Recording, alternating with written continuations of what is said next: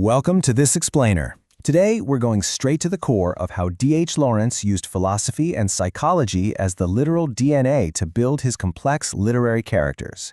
We're zeroing in on his masterpiece, Women in Love, and looking at how the towering influence of Friedrich Nietzsche completely shaped these characters as they navigate a rapidly changing world. If you've ever wondered how heavy, abstract philosophical concepts actually breathe and move inside a story, well, you are absolutely in the right place. Let's get into it. Okay, here is our roadmap for today. We'll start with 1. Modernity and Nietzschean philosophy. Then hit 2. Birkin as the overman. 3. Hermione and the last man. 4. Gerald's will to power. 5. Female resistance and gender politics. And finally, 6. The struggle for inner balance. Section 1. Modernity and Nietzschean philosophy. So let's set the scene. We're in the highly mechanized, post-World War I wasteland of modernity.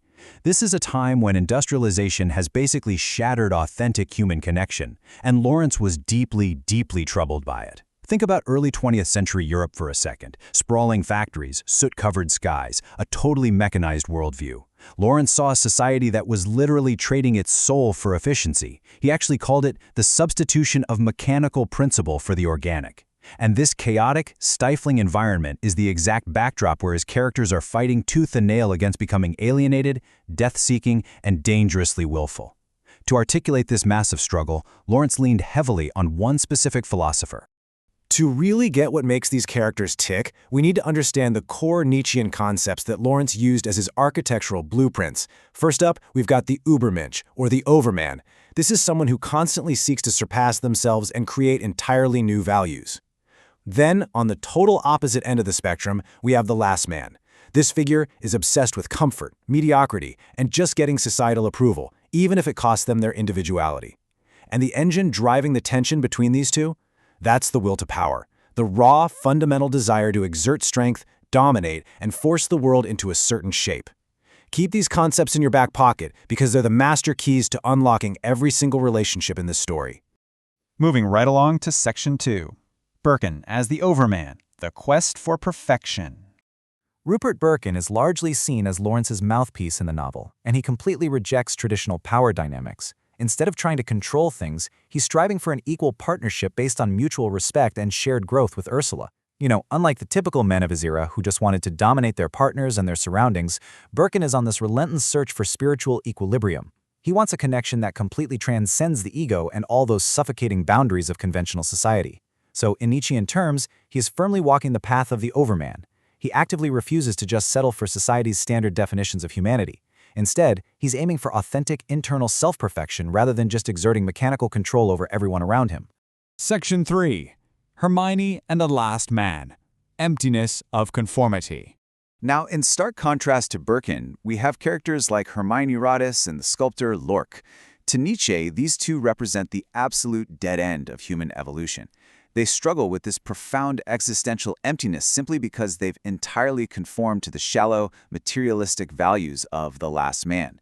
Take Hermione. She's socially privileged, she moves in the highest circles, but she is completely consumed by societal norms and desperate to meet external expectations. She's got the lavish lifestyle, sure, but zero genuine, organic inner substance. And Lorck is pretty much the same. He's totally fine with moral and artistic mediocrity just as long as he's getting financial success and social recognition. They are the exact antithesis of the overman. No drive for creativity, no desire for self-overcoming, nothing. The crucial takeaway here is that Hermione's hollow intellectuality and her kind of bizarre desire to subjugate herself highlights a complete lack of the overman's drive for self-improvement. While Birkin is pushing for raw internal growth and relying on deep primal instincts to find meaning, Hermione is just eternally stuck on the surface. Her intellect, it's basically a performance, a parlor trick to impress people. She tries to force her will on others, but it's coming from a place of profound emptiness. It's just this desperate need for external validation to cover up her terrifying lack of an authentic self. Section 4. Gerald's will to power, the blonde beast. All right, enter Gerald Crittich. He's the industrial magnate who embodies a terrifyingly mechanical view of the world. If Birkin is the overman in progress, Gerald is, well, something much darker. Gerald is the Nietzschean blonde beast. He's driven by primal instincts, sure, but he is fundamentally corrupted by the massive industrial machine he controls. He literally represents the sheer, unbridled, dehumanizing force of European industrial civilization. To Gerald, everything, nature, his employees, even his lovers, they're all just cogs in a machine, things to be optimized, ordered, and completely controlled. He doesn't want an organic connection. He wants total mastery. This brings us to a deeply unsettling scene that perfectly captures Gerald's absolute belief in the will to power. It actually links up perfectly with later philosophers like Michel Foucault, who viewed all human relations as constant struggles for control. So in the story, Gerald brutally forces his terrified Arab mare to stand totally still while a deafening, noisy train goes by. He hurts the animal to force it into absolute submission. And when the female characters call him out on this cruelty, his response is chilling. He plainly states that if his will isn't the master, the horse is. That's it. It's this stark, unyielding, binary view of the world. You are either dominating or you are being dominated. There's absolutely no room for partnership in Gerald's mind. And this relentless need to dominate everything eventually isolates him completely. I mean, he treats his coal miners exactly the same way he treats his mining equipment, just assets to extract value from. He tries to exert that exact same mechanical, suffocating dominance over his partner, Gudrun. But here's the thing, because these connections are totally false and inorganic, they can't sustain him spiritually.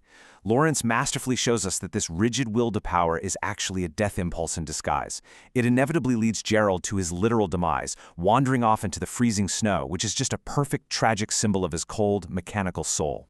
Let's look at Section 5, Female Resistance and Gender Politics. Now, Lawrence builds an incredible counter-narrative through the fierce resistance of the female characters Ursula and Gudrun. They are absolutely not passive players here. Rather than just yielding to masculine domination, the sisters actively disrupt the traditional logic of power. They aggressively guard their individuality and constantly force the men into uncertainty. Ursula turns her back on the conventional expectations of marriage because she wants to prioritize her own complex self-discovery. She consistently challenges Birkin's grand philosophical theories, basically exposing the arrogance of his intellect. And Gudrun? She engages in this deadly, high-stakes battle of wills with Gerald, fiercely protecting her own subjectivity against his constant attempts to just consume her. There's this brilliantly funny but incredibly sharp moment with Ursula and Birkin's cat, Mino. Birkin is defending his cat for physically dominating a stray, and he's trying to frame it as this noble, natural, deeply philosophical assertion of masculine will. But Ursula? She's not buying the intellectual jargon for a second. She immediately deflates his entire pompous argument by calling it exactly what it is, bossiness. It's a great moment where Lawrence uses the female perspective to pierce right through all that dense, self-important male philosophy, refusing to let the men just dictate the terms of reality. Finally, Section 6, the struggle for inner balance, psychological war. Let's look at the overarching psychological battlefield happening inside all of these characters. How does Lawrence actually conceptualize the human mind itself? Well, he believed our psyches are split. On one side, you have this rigid, idea-driven mental consciousness. On the other, a spontaneous, bodily, active unconsciousness. And the problem is, modern society heavily over-prioritizes the mental side.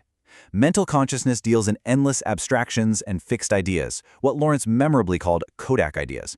It's like taking a static snapshot of reality and then trying to forcibly make your life fit inside that rigid frame. But the active unconsciousness, that is our true pulsating life force. It's rooted in the flesh, it's wonderfully spontaneous, and it accepts that life is messy and constantly changing, naturally including both decay and rebirth. The real tragedy for characters like Gerald and Hermione is that they let their rigid mental consciousness completely crush their vital living active unconsciousness. Lawrence actually uses water imagery to visually show this exact struggle.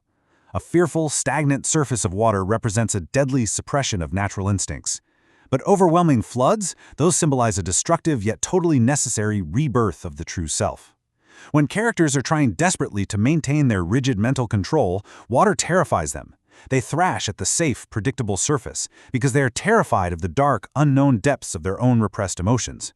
But when a character like Ursula finally yields to her active unconsciousness, it's described as a flood, a deluge that sweeps away her rigid mind and finally leaves her free.